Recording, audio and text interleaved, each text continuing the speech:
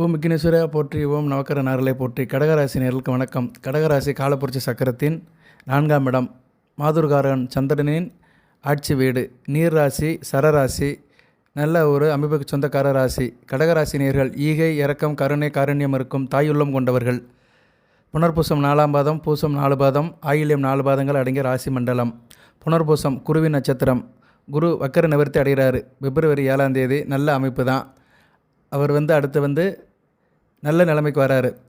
மே மாதம் வரைக்கும் குருவின் நிலைப்பாடு நல்லாயிருக்கும். ஸோ புனர்பூச நட்சத்திரத்துக்கு அடுத்து வருகின்ற நாட்கள் லாபகரமான நாட்களாக பார்க்கப்படுகிறது. பூசம் சனி பகவான் நட்சத்திரம். சனி பகவான் சுபத்துவமாக இருக்கிறாரு. இப்போ தனிமையாக இருக்கிறாரு. குருசார் வாங்கியிருக்கிறாரு. அடுத்து புதனுடைய சகவாசம் பெற போகிறாரு. நல்ல விதமாக தான் பார்க்கப்படுகிறது. அதுபோக உங்கள் ராசிக்கு 2 கூடிய சூரியனும் போய் சேர்றாரு. சனி சூரியன் இணைவு 8ஆம் இடத்துல சிறப்பு இல்லாமல் இருந்தாலுமே உங்களுக்கு சில காரியங்கள் நல்லபடியாக இருக்கும். ஓகே, பூச நட்சத்திரத்துக்கு ஒரு மத்தியம பலன் கிடைக்கும் பிப்ரவரி மாதம். அதாவது மாதத்துக்கு மேலே, பிப்ரவரி 14க்கு மேலே, பிப்ரவரி 14 வரைக்கும் நல்ல விதமாக பார்க்கப்படுகிறது. மாதம் கொஞ்சம் கவனமாக இருக்கணும். சரியா? குடும்பத்தில் தகப்பன் மகன் ஒரு முறையில் கொஞ்சம் கவனமாக இருக்கணும். பலன்கள் நான் உங்களுக்கு அடுத்தடுத்து ஃபுல்லாக சொல்கிறேன். நிறைய தகவல்கள் இருக்குது. இப்போ நட்சத்திரத்துக்கு மட்டும் ஒரு ஷார்ட் ஃபார்மில் சொல்கிறேன். ஸ்கிப் பண்ணிடாதீங்க, பொறுமையாக பாருங்கள். நம்ம சேனலை சப்ஸ்கிரைப் பண்ணுங்கள். பெல் பட்டன் ஆன் பண்ணுங்கள். நோட்டிஃபிகேஷனில் வர எல்லா வீடியோவும் பாருங்கள். ஜனன ஜாதகம் செக் பண்ணுறவங்க அணுகுங்க. ரொம்ப கஷ்டமாக இருக்குது சார், எதுவும் செய்ய முடியல அப்படின்னு சொல்கிறவங்க அணுகுங்க. ஒரு குறைந்த கட்டணம் தான் வாங்குவோம். சரியா? அதை நீங்கள் விசாரித்து பார்த்துக்கலாம். நியாயமான முறையில் தான் வாங்குவோம். நல்லபடியாக பார்த்து கொடுப்போம். ஓகே, அது ஒரு பக்கம் இருக்கட்டும். ஆயில்ய நட்சத்திரம், புதனுடைய நட்சத்திரம். புதன் நல்ல நிலைமையில் தான் இருக்கிறாரு. ராசிக்கு 7ஆம் இடத்துல இருக்கிறாரு. அடுத்து 8ஆம் இடம், 9ஆம் இடத்துக்கு போனாலும் நல்ல அமைப்பு தான். 8ஆம் இடத்துல மறைஞ்ச புதன் நிறைந்த பலன்களை தருவார். சனி பகவானை சுபத்துவப்படுத்துவார். அடுத்து 9ஆம் இடத்துக்கு போனாலுமே சுக்கிரன் கூட சேர்ந்து நீசபங்கம் அடைவார். 10ஆம் இடத்துக்கு போனால் பரிவர்த்தனை ஆவார் செவ்வாய் கூட சேர்ந்து. 11ஆம் இடத்துக்கு போனாலும் ஸ்தான பலம் அடைவார். 12ஆம் இடத்துக்கு வந்தாலும் செவ்வாய் கூட சேர்வார். ஸோ புதன் அடுத்து நல்ல நிலைமைக்கு போகிறாருங்க. ஆயிலிய நட்சத்திரத்துக்கு ஒரு பெரிய வரப்பிரசாதம். ஆயிலிய நட்சத்திரத்துக்கு அஷ்டமச்சனி தாக்கம் அதிகமாக இருக்குது. 3 நட்சத்திரத்திலே ஆயிலிய நட்சத்திரத்துக்கு தான் அதிகமாக இருக்குது. காம்பேக்ட் அதிகமாக இருக்குது. இருந்த போதிலும் நட்சத்திரநாதன் ஓரளவு நல்ல நிலைமையில் இருக்கனால சமாளிப்பீங்க. சரியா? தளர மாட்டீங்க. சரியா? பிரச்சனை வரும், இல்லைன்னு சொல்லலை. பட் அந்த பிரச்சனையை சமாளிக்கிற சக்தியை நட்சத்திரநாதன் கொடுப்பார். நட்சத்திரநாதன் ரூட் மாதிரி, ஆணி வேர் மாதிரி. ஒரு மனிதனுக்கு ஆணி வேர் நட்சத்திரம் தான். நம்ம மனித உடலுக்கு கால் பாதங்கள், நம்மளுடைய பாதங்கள் 2மே நல்லா ஸ்ட்ராங்காக இருந்துச்சுன்னா நம்ம எதுலேயும் சேர்க்க வேண்டாம். நடக்க, நிற்க, உட்கார நல்லபடியாக இருப்போம். பாதங்கள் சரியில்லாதவர்களுக்கு தான் தடுமாற்றம் இருக்கும். அது மாதிரி இப்போ நட்சத்திரநாதன் வலுவாக இருக்கிறதுனால தடுமாற்றம் இருக்காது. உங்களுக்கு பிரச்சனைகள் இருக்கும், இல்லைன்னு சொல்லலை. பட் அதனால் நிலை குலைஞ்சு போக மாட்டீங்க. நல்லா இருக்குது. ஆயிலிய நட்சத்திரத்துக்கு நல்லா இருக்குது. வறுமையிலும் செம்மை அப்படின்னு சொன்ன மாதிரி கஷ்டப்பட்டாலுமே அதில் கொஞ்சம் சிறப்பாக தான் இருக்கிறீங்க. இப்படி 3 நட்சத்திரநாதர்களுமே அடுத்தடுத்து ஒரு நல்ல நிலைமைக்கு போகிறாங்க. ஜோதிடம் இன்றைக்கி சொல்கிறது தான். நிகழ்காலத்தில் நின்றுக்கிட்டு நிகழ்காலத்தை கரெக்டாக சொல்லணும். நிகழ்காலத்தில் நடக்கிற சாதக பாதங்கள், அதுபோல் எதிர்காலத்தில் எப்படி கடகராசி நோக்கி போகுது, எதிர்காலத்தை நோக்கி கடகராசி எப்படி போகிறது சொல்கிறது தான் ஜோதிடம். இப்போ எதிர்காலம் எடுத்துட்டோம்னா 2 முக்கியமான சம்பவங்கள் நடக்குது. நிறைய சொல்லலாம். அதில் 2 மட்டும் எடுத்து இந்த வீடியோவில் ஒரு குறுந்தவளாக சொல்கிறேன். வருகிற பிப்ரவரி 2ஆம் தேதி வசந்த பஞ்சமி நடக்குது. அது ஒரு முக்கியமான நிகழ்வு. அதுக்கடுத்து மார்ச் 30ஆம் தேதிக்கு மேலே உங்கள் ராசிக்கு 9ஆம் இடம் பாக்கியஸ்தானத்தில் 6 கிரகங்கள் ஒன்று சேராங்க. அந்த காலகட்டத்தில் சனி பயிற்சியும் முடிஞ்சு போயிடும். உங்களுக்கு அஷ்டமச்சனியும் உங்களுக்கு ஓரளவு இது ஆயிரும், ரீப்ளேஸ் ஆயிரும். சனி பகவான் 8ஆம் இடத்துலேருந்து 9ஆம் இடத்துக்கு போயிடுவார். நல்ல நிலைமையில் இருப்பார். சரியா? ராகு, சனி பகவான், புதன், சூரியன், சுக்கிரன், சந்திரன் 6 கிரகங்கள் ராசிக்கு 9ஆம் இடத்துல இருக்குது. அளப்பரிய யோகம், பாக்கியஸ்தானம் வலுப்பெறும். இதெல்லாம் எதிர்காலத்தில் வரப்போகிற சம்பவங்கள், கடகராசிக்கு நடக்கிற அற்புதங்கள் நல்ல விதமாக தான் பார்க்கப்படுகிறது. ஓகே நேர்களே, நல்லாயிருக்கும். உங்களுக்கு 2024 காட்டிலும் 2025 அடுத்து வருகின்ற நாட்கள் நல்லாயிருக்கும். ஜனவரி போய் பிப்ரவரி போய் மார்ச், அப்படி ஒவ்வொரு மாதம் கழிய உங்களுக்கு இம்ப்ரூவ்மெண்ட் தெரியும். சரியா நேர்களே? புனர்பூச நட்சத்திரம் நல்லபடியாக ரெக்கவரி ஆகும். அடுத்து பூசம், அடுத்து ஆயில்யம். இப்படி ஸ்டெப் பை ஸ்டெப்பாக பலன்கள் நல்ல பலமாக வந்துட்டுருக்கு. நல்ல விதமாக பார்க்கப்படுகிறது. நான் இந்த வசந்த பஞ்சமியை பற்றி ஒரு சில தகவல் சொல்கிறேன். அதுக்கு முன்னாடி உங்கள் ராசிக்கு இப்போ 9ஆம் இடத்துல இருக்கிற ராகு பகவான் இப்போ சுபத்துவம் வராரு. 28ஆம் தேதி சுபத்துவம் ஆயிட்டார். ஜனவரி 28. ராகு 9ஆம் இடத்துல இருக்கக்கூடாது. ஒரு பாக்கியஸ்தானத்தில் ஒரு பாபகரை இருக்கக்கூடாது. நல்ல நிலைமையாக பார்க்கப்படாது. அந்த ராகு இருந்துக்கிட்டு நிறைய பிரச்சனைகளை கொடுத்தாரு உங்களுக்கு. சரியா? உங்களுக்கு கிடைக்க வேண்டியதை தட்டி விட்டுட்டு இருந்தார். பெருசாக சேர்க்க முடியல, அள்ளி கொடுக்கல, கிள்ளி தான் கொடுத்தாரு. பெருசாக எதுவும் சேர்க்க முடியல. பிரச்சனைகள், ஒரு மனதாக இருக்க முடியல, சேர்ந்து வாழ முடியல, இப்படி நிறைய சிரமப்பட்டீங்க. அதெல்லாம் இனிமேல் சரியாயிரும். சரியா நேர்களே? ஏன்னா சுக்கிரன் உங்கள் ராசிக்கு 4-11 குடைவன் 9ஆம் இடத்துல இருக்கிறாரு. நல்ல விதமாக பார்க்கப்படுகிறது. உச்சமடைஞ்சு ராகுவை சுபத்துவப்படுத்துகிறாரு. அடுத்து உச்ச வக்கரம் அடைகிறாரு, பரிவர்த்தனை ஆகிறாரு. ஸோ இப்படியெல்லாம் கூட்டி கழித்து பார்க்கும்போது சுக்கிரன் 9ஆம் இடத்துல ஒரு 50% நல்ல நிலைமையில் இருக்கிறாரு. சுக்கிரனால் என்ன பலன்கிறது பின்னாடி சொல்கிறேன். இப்போ ராகுவால் எப்படி நீங்கள் விடுதலை ஆகிறீங்க, ராகு எந்தெந்த விஷயத்தில் உங்களுக்கு பிடிச்சி வச்சுருந்தாரு, இப்போ அதுலேருந்து எப்படி விடுதலை ஆகிறீங்கன்னு உங்களுக்கு சொல்கிறேன். குறிப்பாக வந்து தாப்பனுக்கும் மாணவனுக்கும் உள்ள பிரச்சனைகள் சரியாக பெறும். குடும்பத்தில் இளைய சகோதரனுக்கும் உங்களுக்குள்ள சண்டை சச்சரவுலாம் சரியாயிரும். அதுபோல் வந்து ஆள் எதிலுமே சஞ்சலமாக இருந்தீங்க, சஞ்சல மனதோடு தான் இருந்தீங்க, சுகப்படவில்லை. சரியா, சுகப்படாமல் சஞ்சல மனத்தோடு இருந்தீங்க. இனிமேல் அதெல்லாம் சரியாக போயிடும்.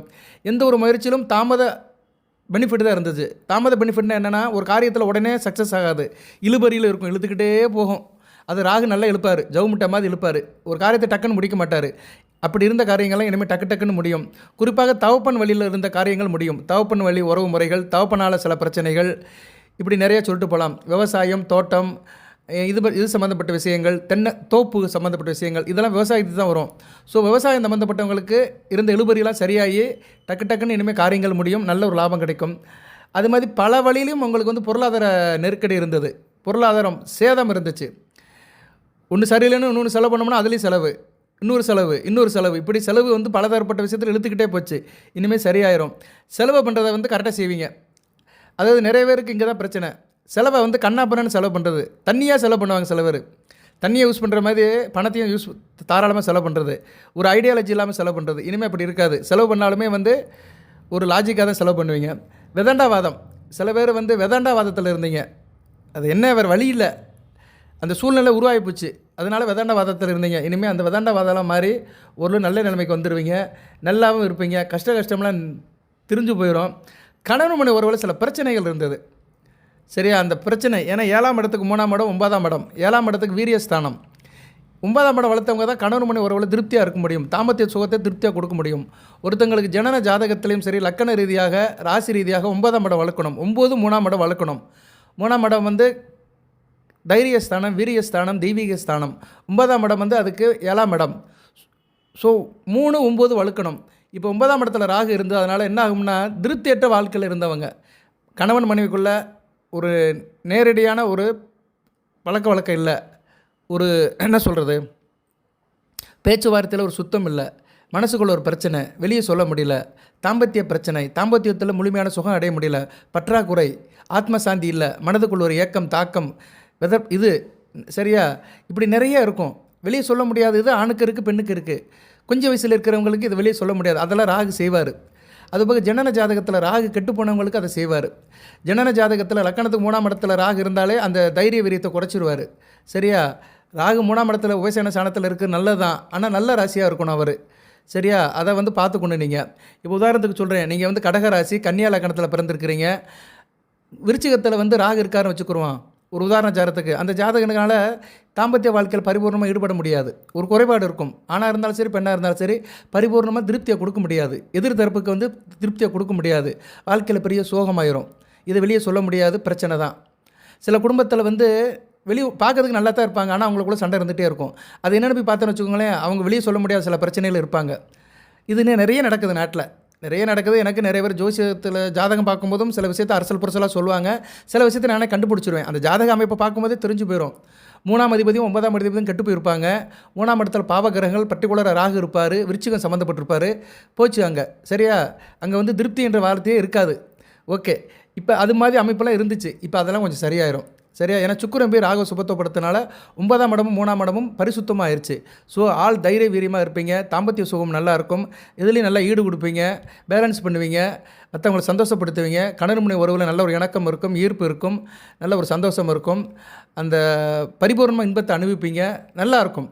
இதுதான் ஒரு மனிதனுக்கு வேணும். ஆணும் பெண்ணுக்கும் வந்து மனம் குளிரணும். அந்த மனங்குளிர ஒரு சங்கல்பத்தை சொல்கிறது அந்த ஆத்ம திருப்தி தான், தாம்பத்திய உறவு தான். தாம்பத்திய உறவில் யார் திருப்தி அடைஞ்சிட்டாங்களோ அவங்க நல்லா இருப்பாங்க. என்ன தான் பண கஷ்டம் வந்தாலும் சரி, மற்ற கஷ்டம் வந்தாலும் சரி, அந்த தாம்பத்திய உறவு வந்து நல்லபடியாக இருக்கணும். தாம்பத்தியங்கிறது வந்து உடல் உறவை மட்டும் சொல்லலை நான், கணவன் மணி இணைஞ்சு வாழ்கிறது, ஒருத்தன்பால் ஒருத்தர் வந்து அன்பு கொள்வது. சரியா, மனப்பூர்வமாக வாழணும். கணவனும் மனைவியும் மனப்பூர்வமாக ஒருத்தருக்கு மேலே ஒருத்தர் உடலாலும் மனதாலும் பாசமாக இருந்தாங்கன்னா அந்த உறவு பிரிக்க முடியாது. அந்த உறவை பங்க விளைக்கிற கிரகம் தான் ராகு, சனி, செவ்வாய். இந்த 3 கிரகங்களுமே வந்து மனித வாழ்க்கையில் ஆணுக்கும் பெண்ணுக்கும் ஊறு விளைவிக்கிற கிரகங்கள், கெடுதல் பெண்ற கிரகங்கள் 3 கிரகங்கள் தான். இதில் வந்து ராகு வந்து ரொம்ப முக்கியமான கிரகம். சரியா? அவர் வந்து ஒரு சாயா கிரகம். எப்படி இருப்பாருன்னு சொல்ல முடியாது. தலைனா வாலை கட்டுவார், வால்னா தலையை கட்டுவார். அந்த கிரகம் இப்போ நேரம் ஆகுறதுனால சம்மந்தப்பட்ட விஷயத்தில் ஒரு திருப்தி இருக்கும். ஓகே. அதுபோக 9ஆம் இடத்துல இருந்த ராகு வந்து உங்களை வந்து பற்றற்று இருக்க வச்சுருவார். இந்த வந்துருச்சு பார்த்தீங்களா அடுத்த வார்த்தை. ஒரு ஆணுக்கு வந்து மனைவி சரியாக கவனிக்கலைன்னு வச்சுக்கோங்களேன், பற்றற்று போயிடுவான். ஒரு ஆணுக்கு வந்து மனைவி தான் முக்கியம். மனைவி சொல்லே மந்திரம். அதுமாதிரி பெண்ணுக்கு கணவனே கண்கண்ட தெய்வம்.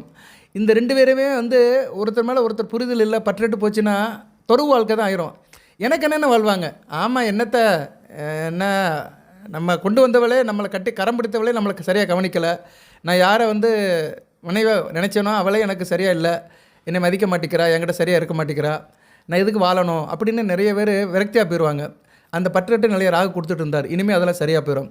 அந்த தொடு வாழ்க்கை நிறைய பேர் இருக்காங்க. ஆண்கள் வேலைக்கு போவாங்க, நல்லா சம்பாதிப்பாங்க, வீட்டில் போனால் நிம்மதி இல்லாமல் இருக்கும். அப்படிப்பட்டவங்க தான் நிறையா வந்து எங்கேயோ போயிடுவாங்க. சீட்டு கிளப்பு, ஒயின் ஷாப்பு இங்கெல்லாம் போய் குடிச்சிட்டு தன்னை மறந்துட்டு ஒரு மயக்கத்திலே வந்துட்டு சாப்பிட்டு அப்படியே தூங்கிட்டு காலையில் எழுந்திரிச்சு வேலைக்கு போகிறவங்க நிறைய பேர் இருக்கிறாங்க. நான் இதெல்லாம் ஏன் அப்டேட் பண்ணுறேன்னா, எனக்கு வர ஜாதகத்தில் நிறைய பேரோட குறைகள் இப்படி தான் இருக்குது. சார் நல்லா சம்பாதிக்கிறேன் சார், ஆனால் வீட்டுக்கு போனால் நிம்மதி இல்லை சார், பொண்டாட்டிக்கு எனக்கு அண்டர்ஸ்டாண்டிங்கே இல்லை, புரிதலே இல்லை, அவள் ஒரு பக்கம் போகிறேன் நான் ஒரு பக்கம் போகிறேன் சார், இப்படி சொல்கிறவங்களாம் நிறையா இருக்கிறாங்க. அவங்க ஜாதகத்தில் இந்த அமைப்பு இருக்குது. இதெல்லாம் ஜாதக அமைப்பு. ஆனால் கடகராசி கோச்சாரத்தில் அந்த அமைப்பு இருந்ததுனால அதெல்லாம் இனிமேல் சரியாயிருன்னு சொல்கிறேன் நான். சுக்கிரன் அங்கே போய் உட்காந்துட்டதுனால 9ஆம் இடம் வலுப்புறது. அதுபோல் 9 கூடியவன் பரிவர்த்தனை யோகத்தில் இருக்கிறதுனால நல்லாயிருக்கும். அந்த துறவி மாதிரி வாழ்க்கை நடந்துட்டு இருந்தவங்களுக்குலாம் இனிமேல் ஒரு விமோச்சனம் கிடைக்கும். அதுபோல் அலைச்சல், பிரயாண அலைச்சல், கண்ட இடத்துல சுற்றுறது, எதுவும் ஆகாமல் இருக்கிறது. ஏன்னா 9ஆம் இடம் பாக்கியஸ்தானம், பெருங்கோணம், பெரும் வெற்றியை கொடுக்குறது. அந்த இடம் இப்போ வலுப்புறதுனால இப்போ வந்து உங்களுக்கு ஷார்ட் அண்ட் ஸ்வீட்டாக இருப்பீங்க. ரொம்ப அலைஞ்சு திரிஞ்சு போக வேண்டாம். போகிற வேலைகள் ஈஸியாக முடிஞ்சிடும். யாரை பார்க்க போகிறீங்களோ அவங்கள பார்த்துடலாம், ஈஸியாக பார்த்துடலாம். அந்த காரியம் சக்ஸஸாக முடியும். பிரயாணங்கள் நல்லபடியாக இருக்கும். பெண்களுக்கு சில பிரச்சனைகளை கொடுத்துட்டே இருந்தார். பெண்களுக்கு வந்து 9ஆம் இடத்துல ராகு இருக்கக்கூடாது, ஜனன ஜாதகத்தில் இருக்கக்கூடாது. சரியா? பொதுவாக ஜனன ஜாதகத்தில் வந்து ராகு வந்து சில இடத்துல இருக்கக்கூடாது. விருச்சிகம், கும்பம், சிம்மம் இந்த மாதிரி இடத்துல இருக்கக்கூடாது. மீனத்தில் இருந்தால் கூட பரவாயில்ல. இந்த 3 இடத்துல இருக்கக்கூடாதுங்க. ஜனன ஜாதகத்தில் வந்து நீங்கள் எந்த லக்கணத்தில் பிறந்தாலும் சரி, விருச்சிகம், கும்பம், சிம்மம் இந்த 3 இடத்துல ராகு இருந்தாருன்னா அவங்களுக்கு நிறைய பிரச்சனைகளை கொடுப்பாரு. மற்ற இடத்துல இருந்தாலுமே இயல்பு நிலையில் இருப்பார். இந்த 3 இடத்துல இருந்தவங்களுக்கு வந்து பெண்களுக்கு சில பிரச்சனைகள் இருக்கும். மாத விளக்கா பிரச்சனைகள், பீரியட்ஸ் வந்து கரெக்டாக போகாது, அதில் சில பிரச்சனைகள் இருக்கும், ட்ரபிள் இருக்கும். இன்றைக்கி நிறைய பெண்களுக்கு இந்த பிரச்சனை இருக்குது. இதனால் வந்து கர்ப்பம் தரிக்காது, கர்ப்பம் தரிக்கிறதுக்கு லேட்டாகும், புத்திரப்பாய்க்கம் தாமதமாகும், தைராய்டு பிரச்சனை வந்துடும். சரியா? பீரியட்ஸ் பிரச்சனை இருக்குது, தைராய்டு பிரச்சனை இருக்கிறவங்களுக்கு பீரியட்ஸ் பிரச்சனை வந்துடும். பீரியட்ஸ் பிரச்சனை இருந்துச்சுன்னா டயத்துக்கு வந்து அந்த இது இருக்காது, டெலிவரி இருக்காது, குழந்தை பாக்கியம் தாமதப்படும். ஸோ இது 3மே வந்து ஒன்றுக்கடுத்து ஒன்று வாழும். அப்படி ஒரு அமைப்பில் நிறைய பெண்கள் இருக்கிறாங்க. எல்லாமே நல்லாயிருக்கும். டெஸ்ட்டெல்லாம் எடுத்து பார்த்தோம்னா 2 பேத்துக்கும் நல்லாயிருக்கும். கணவன் மணி 2 பேத்துக்கும் டெஸ்ட்டு நல்லாயிருக்கும். ஆனால் பிள்ளை பிறக்காது, குழந்தை பாக்கியம் தள்ளி போய்கிட்டே இருக்கும்.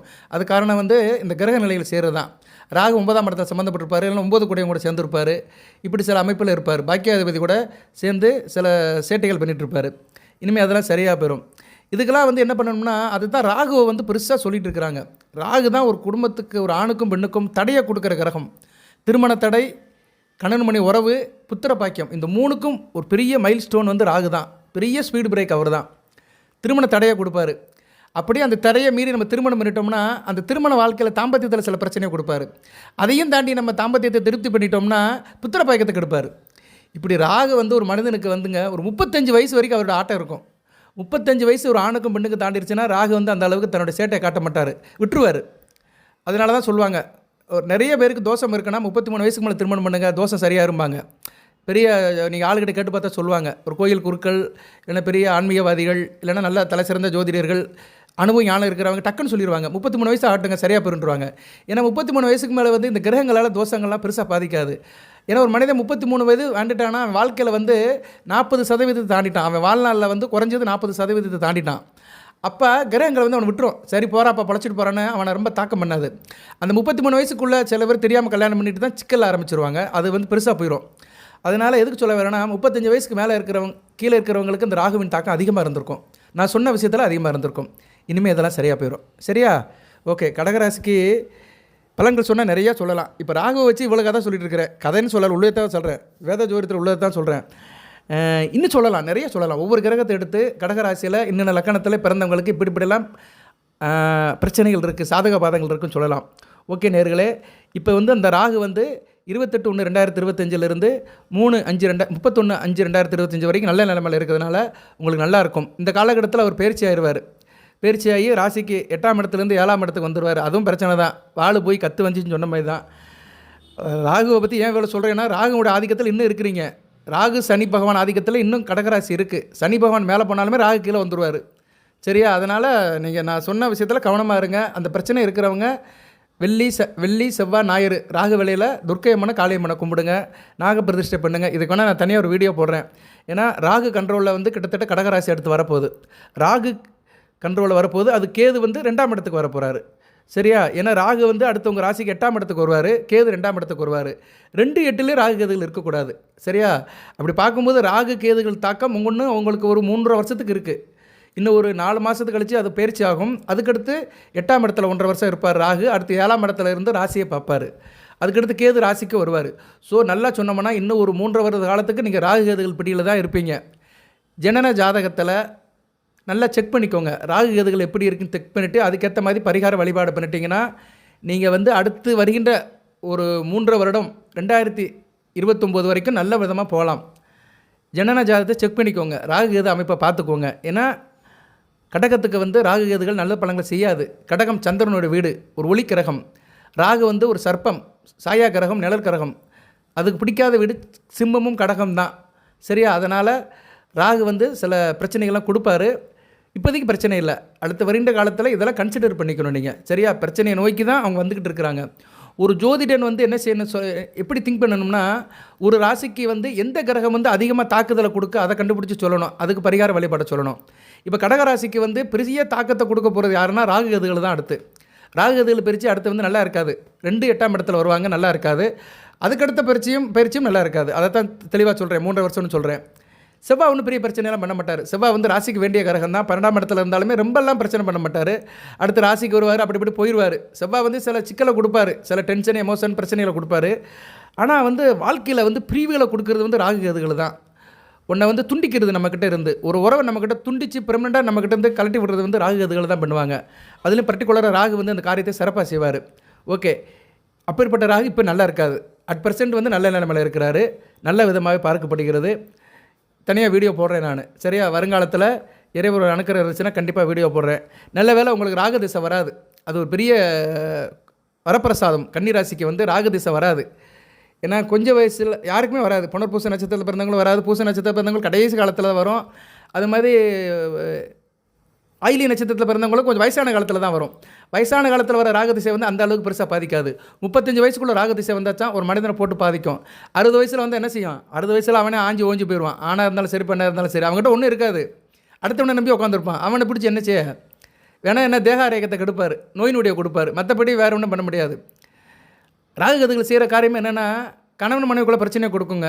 இல்லைனா தாய் தகப்பனுக்கும் பிள்ளைகளுக்கும் பிரச்சனையை கொடுக்குங்க. இதுதான் ஒரு மனிதனுக்கு வந்து தீராத பிரச்சனை. ஒரு ஆணுக்கோ பெண்ணுக்கோ கணவன் மனைவி பிரச்சனை, பிள்ளைகள் பிரச்சனை தான் வாழ்நாள் முழுக்க பிரச்சனையை கொடுக்கும். அது மாதிரி இடத்துல கையை வைக்கிறவர் தான் ராகு. ஸோ அந்த ராகு தசை வந்து உங்களுக்கு வராத காரணத்தினால நீங்கள் கொடுத்து வைத்தவர்கள் இருந்தபோதிலும் அவருடைய ஆதிக்கம் இருக்க தான் செய்யும். ஓகே நேயர்களே, இப்போ வந்து கடகராசிக்கு வந்து அந்த ராகுவின் தாக்கம் வெகுவாக குறையுது. நல்ல நிலைமையில் இருக்க போகிறீங்க. ரைட்டு. அடுத்து வந்து வருகிற பிப்ரவரி 2ஆம் தேதி தை 20 ஞாயிற்றுக்கிழமை, வர்ற ஞாயிற்றுக்கிழமை வந்து ஒரு முக்கியமான நாளாக பார்க்கப்படுகிறது. வசந்த பஞ்சமி. வசந்த பஞ்சமிங்கிறது வந்து என்னென்னா, சரஸ்வதி கலைமகளுடைய பிறந்தநாள். இது வந்து நார்த் இந்தியாவில் நல்லா கொண்டாடுவாங்க. பொதுவாக வந்து நவராத்திரி 4 விதமாக கொண்டாடப்படுகிறது. சேமலா நவராத்திரி, வராகி நவராத்திரி, இன்னும் 2 நவராத்திரின்னு சொல்கிறாங்க.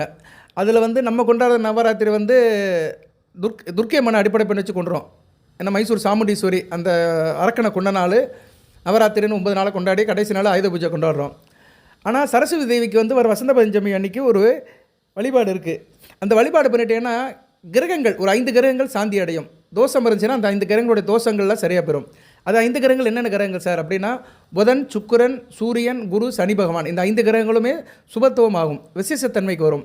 உங்கள் ஜனன ஜாதகத்தில் இந்த 5 கிரகங்கள் கெட்டு போயிருந்ததுன்னா நீங்கள் வருகிற பிப்ரவரி 2ஆம் தேதி ஒரு பூஜை பண்ணுங்க வீட்டில். என்ன பூஜை சார்? ஒன்றும் இல்லை, சரஸ்வதி பூடத்தை சுத்தம் பண்ணுங்க. சரஸ்வதி ஃபோட்டோ விக்ரம் இருந்தாலும் பரவாயில்ல, எதுவாக இருந்தாலும் சரி, அதை சுத்தம் பண்ணி அதுக்கு சந்தனம் குங்குமம் வைங்க. பூச்சி விடுங்க, மல்லிகைப்பூ, முல்லைப்பூ, பிச்சிப்பூ. அது போக அதுக்கு வந்து வெத்தலை பாக்கு வைங்க. வெத்தலை பாக்கு வச்சுட்டீங்கன்னா அங்கே மகாலட்சுமி வந்துட்டான்னு அர்த்தம். அடுத்து மஞ்சளில் விநாயகர் பிடிங்க, அது மேலே குங்குமம் வைங்க. விநாயகர் வந்துட்டார், சக்தியும் வந்துட்டான்னு அர்த்தம். சக்தி விநாயகர், ஏன்னா மஞ்சளில் வந்து அம்மன் இருக்கா, வெத்தலை பாக்கில் மகாலட்சுமி இருக்கா, முப்பெருந்தேவலுங்க வந்துட்டாங்க. வாழை இலை மேலே வச்சு ஒரு படையில் வைங்க. ஒரு கல்கண்டு சரியா, கல்கண்டு வீட்டில் இருக்கும், இல்லைனா கடையில் கிடைக்கும். கல்கண்டு இல்லைனா பசும்பால், இதை வைங்க. இல்லை சார் நான் பலகாரம்லாம் செஞ்சு வைப்பேன்னா உங்களுக்கு தெரிஞ்ச பலகாரத்தை செஞ்சு வைங்க, ஸ்வீட்டு வைங்க, எது வேணாலும் செய்யுங்க. அதிரசம், முறுக்கு எது வேணாலும் செஞ்சு வைக்கலாம். இல்லை சார் என்னால் அப்படி முடியலைன்னா பால் அல்லது கற்கண்டு வைக்கலாம். இதை எளிமையாக வைக்கலாம். இல்லைனா சில ஸ்வீட்டு கூட வாங்கி வைக்கலாம். வெள்ளை கலர் ஸ்வீட்டு, ஜாங்கிரி, வெள்ளை கலரில் இருக்கிற பர்பி, இதெல்லாம் பெட்டி கடையில் கூட கிடைக்கும். ஒரு 5 ரூபா கொடுத்தோம்னா ஒரு பருப்பி கொடுப்பான், அந்த பருப்பியை வாங்கி வச்சுருங்க போதும். வெறுமனே சாமி கும்பிட்றதுக்கு, சாமிக்கு வந்து ஒரு நெய்வேத்தியத்துக்கு ஒரு பொருள் வைக்கிறோம், ஒரு இனிப்பு பலகாரம் வைக்கிறோம், அவ்வளோதான். எதை கொடுத்தாலும் சாமி ஏற்றுக்குறோம், அதுதான் சாமி. இதுதான் நம்மகிட்ட எந்த தெய்வமும் கேட்கல. நம்ம எதை வச்சாலுமே அவர் ஏற்றுக்குருவார், இன்முகத்தோடு ஏற்றுக்குருவார். வச்சு நமஸ்காரம் பண்ணுங்கள். டைம் வந்து 7 to 10, நல்ல ஓரை தான். ஞாயிற்றுக்கிழமை 7 மணிலேருந்து 10 மணி வரைக்கும் நல்ல ஓரை தான். சுக்கர ஓரை, புதன் ஓரை, சந்திர ஓரை வரும். இறைவனன் வேண்டுங்க, சரஸ்வதி தாயை வேண்டுங்க, 30 தேவிகளை வேண்டுங்க, நல்லபடியாக இருக்கும். ஜனன ஜாதகத்தில் கடகராசிக்கு முக்கியமான கிரகங்கள் அப்படின்னு பார்த்தோம்னா, சூரியன் 2 குடையவன், அதுக்கடுத்து வந்து சனி பகவான் ஆகாத கிரகம், குரு வந்து 6, 9 குடையவன். ஸோ சூரியனும் புதனும் கெட்டு போனவர்களுக்கு நல்ல பலன்கள் கிடைக்கும். சுக்கிரனும் 4, 11 குடையவன் தான். ஸோ சூரியன், குரு, சுக்கிரன் இந்த கிரகங்கள் ஜனன ஜாதகத்தில் கெட்டு போனவங்களுக்கு இந்த பூஜை பண்ணிங்கன்னா ஒரு அருப்பிரசாதம், வரப்பிரசாதம் நல்லபடியாக இருக்கும். இந்த கிரகங்கள் ஜனன ஜாதகத்தில் கெட்டு போயிருந்ததுன்னா நீங்கள் வந்து வழிபாடு பண்ணுங்கள்.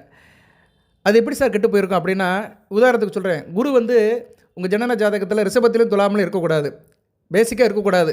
இருந்தாருன்னா நல்ல பலன்களை கொடுக்க மாட்டார். அதுபோக ராகு கூடயும் சேரக்கூடாது. குரு வந்து அமாவாசை சந்திரன் கூட சேரக்கூடாது. சூரியன்கிட்ட போய் நெருக்கமாக போகக்கூடாது. இந்த 4 அமைப்பில் இருந்தாருன்னா நல்ல பலன்களை கொடுக்க மாட்டார்.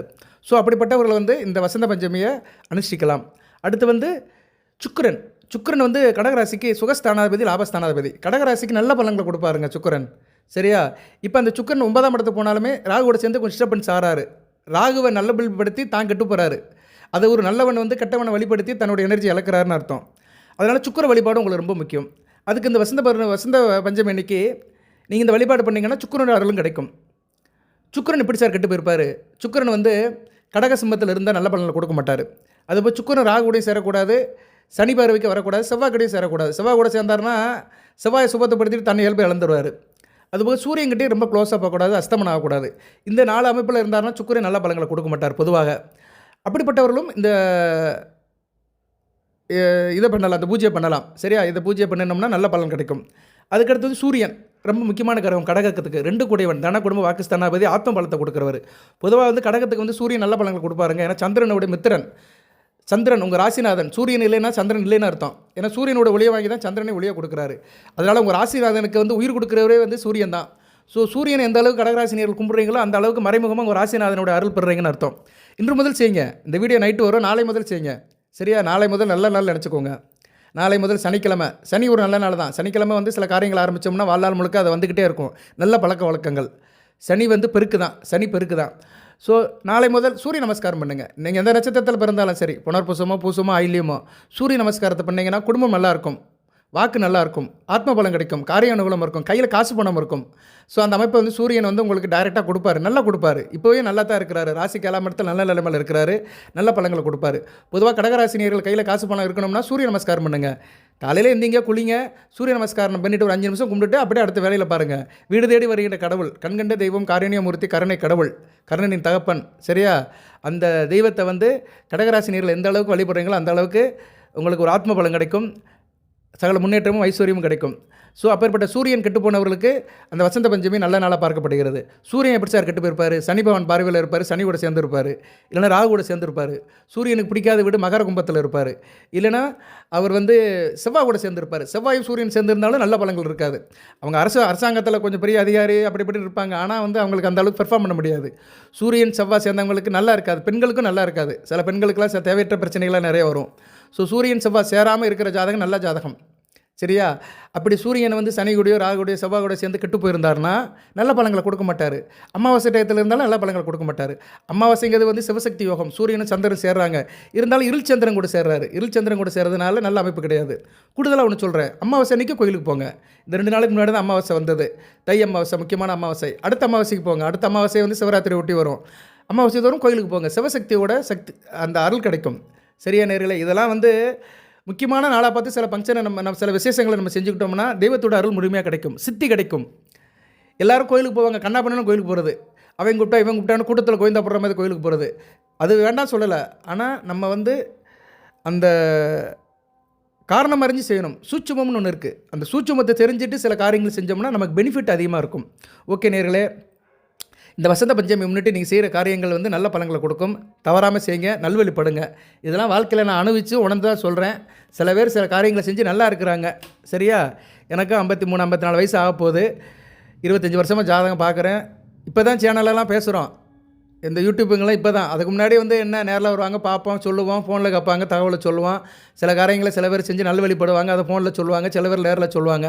இப்படி தான் போயிட்டு இருந்தது. இப்போ யூடியூப்னு வந்ததுனால ஒரு இடத்துல உட்காந்துட்டு உலகத்தை தொடர்பு கொள்ளலாம். சரியா? Connected to people. நம்ம எந்த மக்களையும் எந்த நேரத்திலையும் சந்திக்கலாம். அப்படி ஒரு அமைப்பு ஆகிப்போச்சு. விஞ்ஞானம் வளர்ந்து போச்சு. அதன் வயலாக சில கருத்துக்களை சொல்கிறேன், அதை நல்லதை எடுத்துக்கோங்க, நல்வழிப்படுங்க. நல்ல விதமாக தான் பார்க்கப்படுகிறது. வேறு என்ன சார் இருக்குது கடகராசி பலன்கள் அப்படின்னு பார்த்தோம்னா, கடகராசி பலன்கள்னு ஒன்று இருக்குல்ல, அதை சொல்லணும்ல. இப்போயே 25 நிமிஷம் ஆகிப்போச்சு, 25 26 நிமிஷம் ஆகிப்போச்சு. பலன்களும் நல்லா தான் இருக்குது. பலன்களையும் சொல்லிவிட்டு வீடியோ நிறைய பண்ணுறேன். வீடியோவில் எடுத்து கொஞ்சம் கூட தான் இருக்கும், கவலைப்படாதீங்க. நல்லா தான் இருக்குது கடகராசிக்கு. சரியா? உங்களுக்கு வந்து வருகின்ற காலம் இந்த பிப்ரவரி மாதம் உத்தியோகம் பண்ணுறவங்களுக்கு நல்லாயிருக்கும். வேலை இடத்துல நல்லா ஒரு பெர்ஃபார்ம் பண்ணுவீங்க. தொழில் பண்ணுறவங்களுக்கு சில சவால்கள் இருக்கும், கவனமாக இருந்துக்கோங்க. குறைந்த முதலீட்டில் தொழில் பண்ணுங்கள். சரியா? அதே மாதிரி தொழிலில் லாபம் வர்றதுக்கு கொஞ்சம் ஏற்றம் முன்ன பின்ன இருக்கும், பொறுமையாக இருங்க. காதலர்கள் காதலிப்பவங்க கவனமாக இருங்க. உங்கள் விஷயத்தில் வேறு யாரையும் தலையிட வைக்காதீங்க. கணவன் மனைவி உறவுகளும் சில பிரச்சனைகள் வரலாம். இருந்த போதிலும் கொஞ்சம் அனுசரித்து போனீங்கன்னா எந்த பிரச்சனையும் இருக்காது. தேக ஆரோக்கியம் நல்லாயிருக்கும். பள்ளி கல்லூரி படிக்கிற மாணவர்களுக்கு நல்ல விதமாக பார்க்கப்படுகிறது. குடும்ப உறவு நல்லாயிருக்கும். சரியா? குடும்ப உறவு நல்லாயிருக்கும். 3ஆம் நபரின் தலையீடு இருக்கும். அதனால் குடும்பத்தில் எக்காரம் முன்னிட்டு 3ஆம் நபரை உள்ளே விடாதீங்க. நீங்களே உங்களுக்குள்ளேயே பேசி தீர்த்து பண்ணிட்டீங்கன்னா நல்லபடியாக இருக்கும். அக்கம் பக்கத்தில் உறவு நல்லாயிருக்கும். சொந்த பந்தங்களுடைய இணக்கம் நல்லாயிருக்கும். நல்ல விதமாக தான் ஃபீல் பண்ணுது. சரியா? இந்த திருமண உறவு, அதுபோக ஆண் பெண் உறவு சரியாக இருக்கிறவங்க வந்து சனிக்கிழமை ஆஞ்சநேயர் வழிபாடு பண்ணுங்கள். அப்படி முடியாதவங்க வந்து அந்த வசந்த பஞ்சமி அன்னைக்கு தெய்வத்தை கும்பிட்டாலே ஓரளவு ஷார்ட் அவுட் ஆயிரும். கையில் காசு பணம் பெருசாக இருக்கும். நிதிநிலை அப்படின்னு பார்த்தோம்னா நல்லா இருக்குங்க. பொருளாதாரம் நல்ல நிலைமையில் இருக்கும். ஒரு ஸ்திரத்தன்மையாக இருக்கும், நல்லா இருக்கும். குடும்பத்தில் நல்ல கையில் காசு பணம் இருக்கும். எல்லாத்துக்கும் கொடுத்து உதவுவீங்க. அதில் ஒரு இதுவும் இருக்கும் உங்களுக்கு. எப்படி சொல்கிறது, பணம் காசு இதில் ஒரு கவனமாகவும் இருப்பீங்க. அதை ஏர்ன் பண்ணுறதுலேயும் ஒரு கவனம் இருக்கும். செலவு பண்ணும்போது மட்டும் பார்த்து செலவு பண்ணுங்கள். தேவையில்லாதுன்னு பார்த்து செலவு பண்ணிங்கன்னா நல்ல விதமாக பார்க்கப்படுகிறது. அதே மாதிரி வந்து உங்களுக்கு நிதி நிலைமை நல்ல ஒரு ஊக்கத்தை கொடுக்கும். அதனால் வந்து ஒரு நட்பு நிலை நல்லாயிருக்கும். சமுதாயத்தில் ஒரு அந்தஸ்து கிடைக்கும், நல்லாயிருக்கும். சரியா? நல்ல விதமாக பார்க்கப்படுகிறது. சுக்கிர வழிபாடு வச்சுக்கோங்க. சுக்கிர வழிபாடு வந்து நிதி நிலைமை மேம்படுத்தும். ஏன்னா லாபஸ்தானாதிபதி அல்லவா. உத்தியோகம் பண்ணுறவங்களுக்கு எப்படி இருக்குன்னா உத்தியோகம் நல்லாயிருக்கும். குறிப்பாக சாஃப்ட்வேர் இன்ஜினியர், கணக்கு சம்மந்தப்பட்டவங்க, ஆடிட்டர் சம்மந்தப்பட்டவங்க, எழுத்து சம்மந்தப்பட்டவங்க, டீச்சர் வேலை சொல்லிக் கொடுக்குறவங்க, எஜுகேஷன் டிபார்ட்மெண்ட்டில் இருக்கிறவங்களுக்கு நல்லாயிருக்கும். பேசி பழைக்கிறவங்க, டப்பிங் குரல் கொடுக்குறவங்க, ஜோதிடர்கள், பட்டிமன்ற நடுவர்கள், இப்படி நிறைய சொல்லிட்டு போகலாம். அதாவது வந்து பேச்சை வந்து மூலதனமாக செய்கிறவங்க, புதனுடைய அணுக்கரம் பெற்றவர்களுக்கு நல்லாயிருக்கும். புதன் அணுக்கரம் நிறையா இருக்குது. அப்படிப்பட்டவங்களுக்கு வேலை நல்லாயிருக்கும். சாஃப்ட்வேர் இன்ஜினியர் நல்லாயிருக்கும். ஊடகம், திரைப்படத்துறையில் நல்லாயிருக்கும். எதிர்பார்த்த காரியம் நல்லபடியாக முடிக்கும். வாடிக்கையாளர் நல்லபடியாக திருப்திப்படுத்துவீங்க. அதுபோக வந்து மருத்துவத்துறையில் இருக்கிறவங்களும் நல்லாயிருக்கும். வருமானம் நல்லபடியாக இருக்கும். சரியா? மருத்துவத்துறை, ஹெல்த் டிபார்ட்மெண்ட்டில் இருக்கிறவங்க மிகச்சிறப்பாக பார்க்கப்படுகிறது. உற்பத்தி துறையில் இருக்கிறவங்க நல்லா இருப்பாங்க. ப்ரொடக்ஷன், அது என்ன ப்ரொடக்ஷன் இருந்தாலும் சரி, அந்த ப்ரொடக்ஷன் டிபார்ட்மெண்ட்டில் இருக்கிறவங்களுக்குலாம் மிகச்சிறப்பாக இருக்கும். ஆராய்ச்சி, விஞ்ஞானம், கணிதம் இது சம்மந்தப்பட்ட துறையில் இருக்கிறவங்க நல்லாயிருக்கும். சில பேர் வந்து அந்த இதில் இருப்பாங்க, இன்வெஸ்டிகேஷன், ரிசர்ச் பண்ணுறது, இதில் இருக்கிறவங்களுக்கும் இந்த காலகட்டம் வந்து மிகச்சிறப்பாக பார்க்கப்படுகிறது. ஆர்டிஃபிஷியல் சயின்ஸ் படித்தவங்களுக்கு மிகச்சிறப்பாக இருக்கும். சரியா? அதெல்லாம் நல்லாயிருக்கு. சுருக்கமாக சொன்னோம்னா சிஸ்டர் ரிலேட்டடாக இருக்கிறவங்களுக்கு மிகச்சிறப்பாக பார்க்கப்படுகிறது. உங்களுக்கு நல்லபடியாக இருக்கணும்னா கூடுதலாக சனி பகவானை வழிபட்டிங்கன்னா நல்லாயிருக்கும். ஆஞ்சநேயர் வழிபாடு பண்ணிங்கன்னா மிகச்சிறப்பாக இருக்கும், கூடுதலாக இருக்கும். இந்த ஆயிலை நட்சத்திரத்தில் இருக்கிறவங்களுக்கு சில பின்னடைவுகள் வரும். ஏன்னா 3 நட்சத்திரமும் இருக்குல்ல, அதில் புனர்பூசம் பூசத்துக்கு ஓரளவு எபோ ஆவரேஜாக இருக்கும். ஆயிலியத்துக்கு வந்து பிலோ ஆவரேஜாக தான் இருக்கும். அவங்க வந்து ஆஞ்சநேயர் வழிபாடு பண்ணிங்கன்னா உங்களுக்கு நார்மலாகிடும். சரியா நேர்களே? தொழில் பண்ணுறவங்களுக்கு நல்லா தான் இருக்குது. தொழிலில் சில சவால்கள் இருந்தாலுமே ஒரு டெடிகேஷனாக இருந்தீங்கன்னா தொழிலில் நல்லாயிருக்கும். மன அழுத்தம் இருக்காது. நல்லா செய்வீங்க. தடைகளை தாண்டியே புரட்சி பண்ணுவீங்க. நல்லாயிருக்கும். சரியா? தொழில் வந்து நல்லாயிருக்கும். தொழில் பண்ணுறவங்களுக்கு அனுசரித்து போகணும். மற்றபடி தொழிலில் நல்ல ஒரு லாபம் இருக்கும். அனுசரணை ரொம்ப முக்கியம். தேக ஆரோக்கியம் எப்படி சார் இருக்கும் அப்படின்னா, தேக ஆரோக்கியம் வந்து நல்லாயிருக்கும். சரியா? சுவர் இருந்தாலும் சித்திரம் வர முடியும். நல்லா இருக்கும். சுவர் நல்லபடியாக இருக்கிறதுனால சித்திரத்தை மனதுக்கு ஏற்ற மாதிரி வளையலாம். அதாவது ஆரோக்கியம், மனிதனுக்கு வந்து எண்ணங்களை நிறைவேற்றுறது வந்து உடல் தான். மனசுக்குள்ளே 1000 நினைக்கலாம், ஆனால் உடல் ஒத்துழைக்கணும். சரியா நேரில் நம்ம துள்ளி தெரியணும்னா உடல் ஒத்துழைக்கணும். இல்லைனா மனசுக்குள்ளே நினைக்கலாம், அப்படி இருக்கணும் இப்படி இருக்குன்னு நினைக்கலாம். ஆனால் அதுக்கு செயல்படுத்துறதுக்கு உடல் நல்லா இருக்கணும். அந்த உடல் இப்போ நல்லா இருக்குது, நல்ல விதமாக பார்க்கப்படுகிறது. ராசிநாதன் சந்திரன் நல்ல நிலைமையில் இருக்கிறாருங்க. இன்றைக்கி வந்து 7ஆம் இடத்துல இருக்கிறாரு. அடுத்து நல்ல நிலைமையில் போகிறாரு. வளர்பிறை சந்திரனாக இருக்கிறாரு. கிட்டத்தட்ட அவர் வந்து உங்கள் ராசிக்கு விருச்சிகத்துக்கு வர வரைக்கும் நல்ல நிலைமையில் தான் இருக்கும். விருச்சிகத்துக்கு வரதுக்கு இன்னும் நாட்கள் நிறையா இருக்குது. சரியா? இன்னும் நாட்கள் நிறையா இருக்குது. ஏன்னா விருச்சிகத்துக்கு வரும்போது தான் அவர் தேய்பிறை சந்திரன் ஆவார். விருச்சிகத்துக்கு வர்றதுக்கு இன்னும் நாட்கள் நிறைய இருக்குது. சரியா நேர்களே? ஸோ அந்த நிலைமை வரைக்கும் நல்ல விதமாக தான் பார்க்கப்படுகிறது. கிட்டத்தட்ட அடுத்து வருகின்ற ஒரு பிப்ரவரி மாதம் 20ஆம் தேதி வரைக்கும் நல்லாயிருக்கும். 20, 21 வரைக்கும் நல்லா தான் இருக்கும். சரியா? 22ஆம் தேதி வரைக்கும் நல்லாயிருக்கும். பிப்ரவரி 22ஆம் தேதி வரைக்கும் ராசிநாதன் வலிமையாக தான் இருப்பார். ஸோ பிப்ரவரி 22ஆம் தேதி வரைக்கும் நல்ல நிலைமையில் இருப்பீங்க. உடலாலும் மனதாலும் நினைவாலும் செயலாலும் சிறப்பாக இருப்பீங்க. நல்லாயிருக்கும். தேக ஆரோக்கியம் நல்லாயிருக்கும். உடனே ஒருத்தர் கேள்வி வைப்பார், அப்போ பிப்ரவரி 22க்கு மேலே நல்லா இருக்க மாட்டோமா? அப்படி கேட்கக்கூடாது. அதாவது நான் ஒரு கன்சல்டன்ட் தான், ஆலோசகர் தான். நான் ஒரு மந்திரவாதியோ மாயவாதியோ கிடையாது. உங்கள் பக்கத்துலேருந்து பார்க்குறதுக்கு இருக்கிற நிலையில் சொல்லுவேன். சந்திரன் நிலைப்பாடு நல்லா இருந்துச்சுன்னா, ராசிநாதன் நல்லா இருந்தாருன்னா உடலாலும் மனதாலும் நல்லா இருப்பீங்க. அமாவாசை சந்திரனை போயிட்டு இருக்கிறாருன்னா அந்நேரம் என்ன ஆகும்னா, சிலருக்கு வந்து தேக ஆரோக்கிய பிரச்சனை வரும், காய்ச்சல் வரும், தலைவலி வரும், ஏதோ சில உடல்நல அசௌகரியங்கள் நடக்கும். சரியா? அப்படித்தான் ஒரு வழியாக உடனே உங்களுக்கு போட்டு சுருட்டிடாது. அதெல்லாம் சில பேர் குதர்க்கமான கேள்வி வைப்பாங்க. 22ஆம் தேதி வரைக்கும் தான் நல்லா இருப்போமா, ஆரோக்கியம் நல்லா இருக்குமா, அதுக்கு முன்னாடி நாங்கள் படுத்த படிக்க ஆயிருமா, அப்படிலாம் கேட்குறாங்க கமெண்ட்ஸில். அதுக்கு தான் சொல்ல வரேன். இதெல்லாம் வந்து ஒரு சர்வே தான். சரியா நேர்களே? இதுவும் உங்களை சார்ந்து இருக்கும். ஓகே, தேக ஆரோக்கியம் நல்லா இருக்கும்னா குரு பகவானை கும்பிடுங்க, கூடுதல் சிறப்பாக இருக்கும். சில பேருக்கு இல்லை சார் எனக்கு சரியில்லை சார், இப்போ உடல் ஆரோக்கிய பிரச்சனை இருக்குன்னா குரு பகவானை கும்பிடுங்க, தட்சிணாமிரத்தை கும்பிடுங்க. மாணவ செல்வங்கள் நல்லா படிப்பீங்க. சரியா? நல்லா படிப்பீங்க. சொல்லிக் கொடுக்குற இடத்துல டீச்சர்ஸ் நல்லா ஆதரவாக இருப்பாங்க, நல்லபடியாக இருக்கும். வெளிநாடு வெளிமாநிலத்துக்கு போகிறவங்களுக்கு நல்லாயிருக்கும். சிலருக்கு வந்து ஹையர் எஜுகேஷன் ஆராய்ச்சி பண்ணுறதுக்கெல்லாம் வெளிநாட்டுக்கு போனீங்கன்னா விசா கிடைக்கும். நல்லபடியாக பயன்படுத்திக்கோங்க. மாணவர்களுக்கு நல்லா இருக்குது. ஆரம்ப கல்வி நல்லா இருக்குது, உயர்கல்வி நல்லா இருக்குது. படிப்பில் நல்லா இருக்கணும்னா செவ்வாய் பகவானை கும்பிடுங்க. சரியா? செவ்வாய் வந்து ராசிக்கு 12ஆம் இடத்துல இருக்கிறாரு. அவர் வந்து 12ஆம் இடத்துல இருந்தால் அலைச்சலை கொடுப்பார். சரியா? அலைச்சலை கொடுப்பார். ஒரு மனதை ஒரு இடத்துல இருக்க விட மாட்டார். அதனால் அங்கார பகவான் இல்லைன்னா முருகப்பெருமானை கும்பிடுங்க. சரியா? நல்லாயிருக்கும். மாணவர்கள் வந்து முருகப்பெருமானை படிங்க. படிப்பில் தேக்கம் இருக்குதுன்னு நினைக்கிறவங்க எல்லாரும் இல்லை, பிரச்சனை இருக்கிறவங்கள தான் அந்த தெய்வத்தை வழிபடணும். நல்லா இருக்குங்க. நல்ல விதமாக பார்க்கப்படுகிறது. உங்களுக்கு வந்து யோக நாட்கள் அப்படின்னோம்னா சில நாட்கள் இருக்குது, அதையும் சொல்கிறேன். பிப்ரவரி 1ஆம் தேதி 5, 7, 9, 10, 11, 13, 15, 17, 19, 20, 21, 23, 24, 25, 26, 27 இந்த நாட்கள்லாம் யோகமுள்ள நாட்களாக பார்க்கப்படுகிறது கடகராசிக்கு. பிப்ரவரி மாதம் யோகம் இல்லாத நாட்கள், பிரச்சனை உள்ள நாட்கள் பிப்ரவரி மாதம் 2ஆம் தேதி, 3ஆம் தேதி, 4ஆம் தேதி, 6ஆம் தேதி, 8ஆம் தேதி, 12ஆம் தேதி, 14ஆம் தேதி, 16ஆம் தேதி, 18ஆம் தேதி, 22ஆம் தேதி, 28ஆம் தேதி இந்த நாட்கள்லாம் கொஞ்சம் கவனமாக இருங்க. சரியா? இதுக்கு வேணால் நான் அடுத்த வருகின்ற வீடியோவில் போடுறேன். நான் கடகராசிக்கு வந்து நட்சத்திர ரீதியாக லாப நஷ்டங்கள் உள்ள நாட்கள் என்னென்னு கொஞ்சம் பலங்களோடு சொல்கிறேன். நான் இந்த வீடியோவில் ஒரு ஷார்ட்டாக சொல்லியிருக்கேன். அந்த நாட்களை மட்டும் தான் சொல்லியிருக்கிறேன். அந்த நாட்களில் என்ன நடக்கும் அதை சொல்கிறது வேறு வீடியோ. ஜோதிடத்தில் நிறையா இருக்குங்க. சரியா நேரில் 5ஆம் நம்பர்னு சொல்லிட்டு போயிடலாம். ஆனால் 5ஆம் நம்பரோட மகத்துவம் என்ன அப்படின்னு சொல்லணும். 5ஆம் நம்பர்னா என்ன? பஞ்சம், 5ன்னு அர்த்தம். ஜோதிடத்தில் 5ஆம் இடம்னா அதிர்ஷ்ட ஸ்தானம்னு அர்த்தம். 5 குறைவு நேரம் புதன்னு அர்த்தம். 5ஆம் இடம் வந்து பூர்வ புண்ணியத்தை குறிக்கும் அர்த்தம். 5ஆம் இடம் வந்து புத்திர ஸ்தானம்னு அர்த்தம். இப்படி சொல்லிக்கிட்டே போகலாம். புத்திசாலித்தனம்னு அர்த்தம், நுண்ணறிவுன்னு அர்த்தம். இப்படி 5ஆம் இடத்துக்கு வந்து 1008 வழக்கம் வந்து வேத ஜோதிடத்தில் இருக்குது. 5ன்னு சொல்லிட்டு போனாலே அதுக்குள்ளே 1000 அர்த்தங்கள் இருக்குது. அது மாதிரி இப்போ நான் நம்பரை சொல்லியிருக்கிறேன். இந்தந்த தேதியில் வந்து உங்களுக்கு சுபம், இந்தந்த தேதியில் அசுபம்னு சொல்லியிருக்கிறேன். அந்தந்த தேதியில் என்ன நடக்கும் அப்படிங்கிறத அடுத்து வருகின்ற வீடியோவில் சொல்கிறேன். ஏன்னா ஒரே வீடியோவில் எல்லாத்தையும் சொல்லிட முடியாது. சரியா நேர்களே? நிறைய பேர் அப்படி தான் பலன் சொல்கிறாங்க. கடகராசிக்கு குரு பயிற்சி 12ஆம் இடத்துல குரு வரப்போகிறாரு, அடுத்து 12ஆம் இடத்துல குரு வந்தாருன்னா அவ்வளோதான் அப்படின்னு ஒரே போட போட்டுட்டு போயிடுவாங்க. மிதுனம் வந்து குருவுக்கு ஆகாத வீடு, அதனால் அவர் வந்து கடகராசிக்கு வந்து ஏகப்பட்ட செலவை இழுத்துட்டு போயிடுவார் அப்படின்னு சொல்லிட்டு போயிடுவாங்க. 6, 9 கூடியவன் 12ஆம் இடத்துல இருந்தாருன்னா உங்களுக்கு தொட்டக்காரியம் தொடங்காது, ஒரே வம்புகளுக்கு பிரச்சனையாக இருக்கும். 6ஆம் இடம் கடன் நோய் எதிரி இப்படின்னு ஒரு சாட்டாக சொல்லிட்டு போயிடுவாங்க. ஆனால் 6ஆம் இடத்துல குரு இருந்தாருன்னா என்னென்ன பலன்கள் கொடுப்பாருன்னா ஆராய்ச்சி பண்ணி தான் சொல்லணும். அதுக்காக தான் போதி ஜோதிடத்தில் நான் அப்பப்போ வீடியோ போட்டுக்கிட்டே இருப்பேன். இப்போ அடுத்த குரு பயிற்சி வந்து உங்களுக்கு 12ஆம் இடத்துல தான் வராரு. அவர் 12ஆம் இடத்துக்கு வந்தாலுமே குரு பகவான் உங்கள் ராசிக்கு 6, 9 கூடையவன் வந்து 12ஆம் இடத்துக்கு வந்தாலுமே தான் வீட்டுக்கு மறையாமல் தான் இருப்பார். 6ஆம் வீட்டுக்கு 7ஆம் வீட்டில் இருப்பார், 9ஆம் வீட்டுக்கு 4ஆம் வீட்டில் இருப்பார். ஸோ ஒரு கிரகம் தான் வீட்டுக்கு மறையாமல் இருந்தாலே நல்லா இருக்குன்னு அர்த்தம். தான் வீட்டை வந்து பார்ப்பார் 6ஆம் இடத்தை. 6ஆம் இடத்தை குரு பார்க்குறதுனால என்ன? தேக ஆரோக்கிய பிரச்சனை கொடுப்பாரு. சரியா? தேக ஆரோக்கியத்தில் வந்து சில சிக்கல்களில் கொடுப்பாரு. ஆனால் உத்தியோகத்தில் நல்லா வேலை வாங்குவார், சுழுக்கு எடுப்பார். இப்படி தான் பலன்கள் போகும். சரியா? 4ஆம் வீட்டுக்கு அப்போ அது போக 9ஆம் வீட்டுக்கு 4ஆம் இடத்துல இருக்கிறாரு, நல்லா இருக்கும். தாய் தப்பன் வரவும் நல்லா இருக்கும், தாப்பன் வழியில் லாபம் இருக்கும். இப்படி தான் பலன்கள் போகும். சரியா? 12ஆம் இடத்துல குரு இருந்தால் மட்டும் கெட்டு போயிடுவாருன்னு சொல்ல முடியாது. ஸோ எதுக்கு சொல்ல வரேன்னா, சில பேர் அப்படி தான் வீடியோ போடுறாங்க. 12ஆம் இடத்துல குரு இருந்துட்டாருன்னா போச்சு, கடகராசிக்கு ஒட்டுமொத்தமாக போச்சு, கழுவி ஊற்றிடுவாங்க. அப்படி கிடையாது. அங்கே குரு 12ஆம் இடத்துல ஒரு வருஷத்துக்கு இருப்பார். 3 நட்சத்திரத்தில் போவார். மிருகசீரிஷம், திருவாதிரை, புனர்பூசம் 3 நட்சத்திரத்தில் போவார்.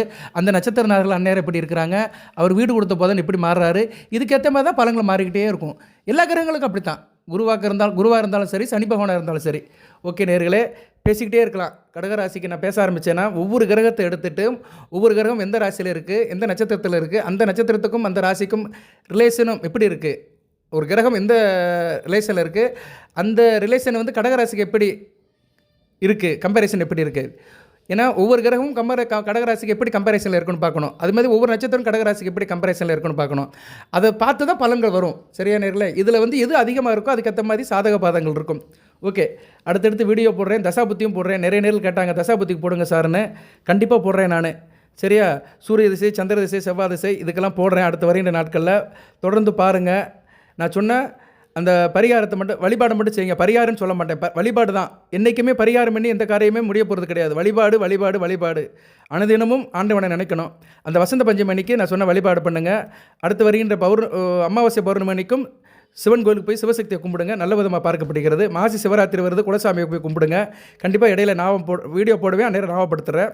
அடுத்து வந்து அந்த 13ஆம் தேதிக்கு மேலே நல்ல ஒரு ஏற்றம் இருக்குது. மார்ச் 13 அது இன்னும் நாள் இருக்குது. அந்நேரம் வந்து இடையில வீடியோ போட்டு ஹைலைட் பண்ணுறேன். வாழ்த்துக்கள் நேயர்களே. எல்லாம் வல்ல இறைவன் கடகராசி நேயர்களுக்கு சில சௌபாகியத்தையும் சில ஐஸ்வர்யத்தையும் சில நன்மையில கொடுப்பார். அனைத்து வளங்கள் நலங்களை பற்றி தேக ஆரோக்கியத்துடன் தீர்க்காலுடன் நீடோடி வாழ்க, நிறைந்த வளம் பெறுக. நல்லா தான் இருக்குது. கடகராசியின் கை ஓங்குது, கொடி பறக்குது, நல்லா இருக்குது. ராகு, சனி பகவான், புதன், இந்த கிரகங்கள்லாம் நல்ல நிலைமையில் இருக்குது. சரியா, ஒரு 4-5 கிரகங்கள் நல்ல நிலைமையில் இருக்குது. ராசிநாதன் நல்ல நிலைமையில் இருக்கிறதுனால கடகராசி கை ஓங்கி கடகராசியின் கொடி, வெற்றி கொடி வந்து விண்முட்டு பறக்கிறது. நல்லா இருக்கும். கடந்த காலத்தை காட்டிலே இப்போ நல்லா இருப்பீங்க. 2024 ஜனவரியில் இருந்ததை காட்டிலே இப்போ 2025 ஜனவரி நல்லா இருக்கேன்னு சொல்கிறவங்க கமெண்ட் பாக்ஸில் போடுங்க. நல்ல இது தெரியும், வித்தியாசம் தெரியும். சரியா, டக்குன்னு ஒன்றும் பெருசாக தெரியாது, கொஞ்சம் ரிலாக்ஸ் தெரியும். சரியா நேர்களே, ஒரு ரிலாக்ஸ் கண்டிப்பாக தெரியும்.